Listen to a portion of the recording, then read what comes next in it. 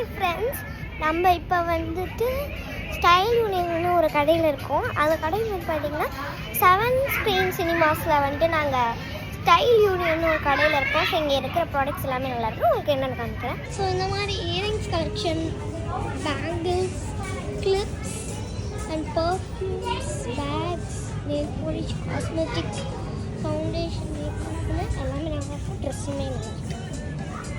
வியூவுமே ரொம்ப நல்லா இருக்குது இங்கேருந்து.